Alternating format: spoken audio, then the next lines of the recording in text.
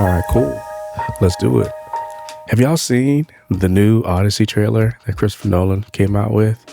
I know it's been out for a little bit, but man, it looks amazing. I know people are joking around about it, saying that the mask reminds of like Batman. It gives that nostalgia of the Batman Begins and that trilogy that he did. That was great, actually. But you guys are not here for that. Not here to hear about a trailer from Christopher Nolan. You're here to hear me babble about the Canon C50. Have my notes right here right in front of me. You know what's interesting about notes sometimes is that I get in the habit of like saying the lines, and sometimes it can come off as being very, very corporate talk or very robot. Excuse me, a little under weather.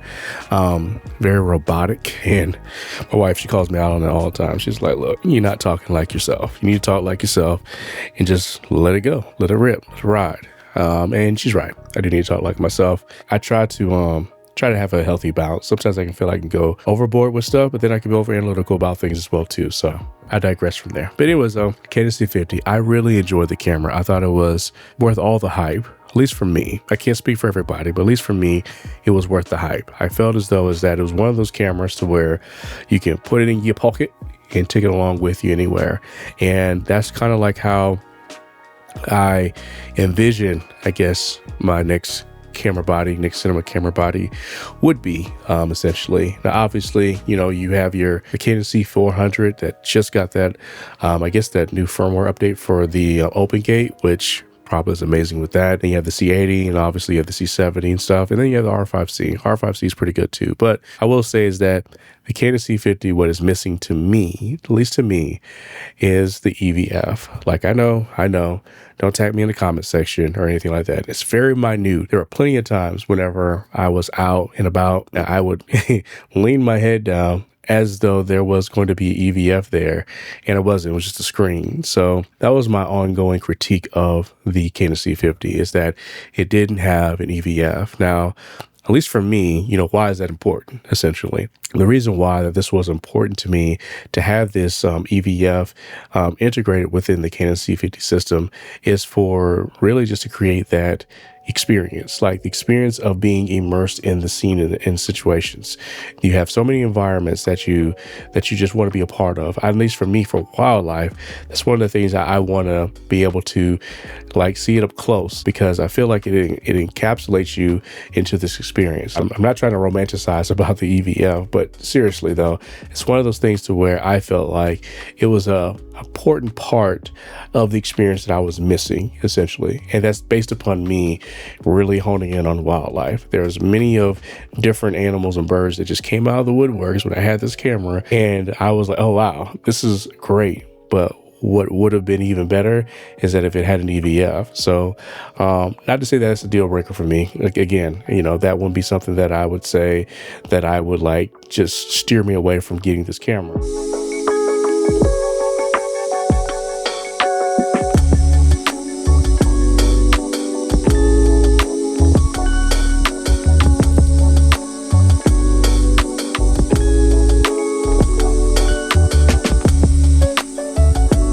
I was filming this insect. The bees is what you see in the B-roll footage here.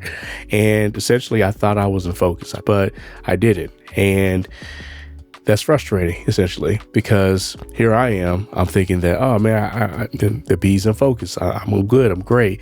In all reality, I'm not. And I think that with having that EVF there, it's like a fail safe, essentially, to make sure like, hey, is the LCD screen being deceiving at this point in time as far as like what is telling me that we're recording, when our reality is what we're not getting the sharpest image that you want in that type of situation and stuff. So I think for me, doing wildlife, that is the most practical use case that I would say, you know, having that EVF is definitely beneficial in those type of situations. Now, to be fair, I would say that when I was filming the bee, it was not the best times to be out there, you know, filming wildlife. There was the location where I was at, there was hardly no tree coverage at all.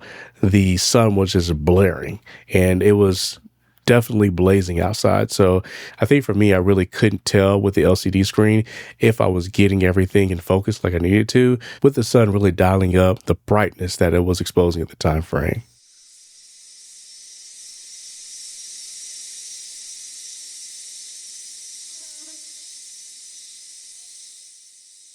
One of the aspects of wildlife that I really enjoy at times is, filming the insects. And bees have been something that I've gravitated towards over the past few times. Again, like I mentioned before, and probably in prior videos, is that having the Canon C70 and be able to film a bee was definitely an experience, meaning that it kind of like invited me into that world of the bee and helped me to get close, especially, paired up with the Canon RF 100 500mm. Just really gave me that experience that, that I would say just felt like that National Geographic vibe to it. So I'm definitely impressed with the Canon C50 and, what it was able to bring. And next time I'll probably do some more tests. I think the first time with the Canon C50, I was really just trying to get a good vibe with it, really trying to understand it. I think it was more so like an introductory period for me with the Canon C50 in this instance, and really just seeing how, I can utilize it in my day-to-day, how it really operates in wildlife. I didn't really get too deep into the features,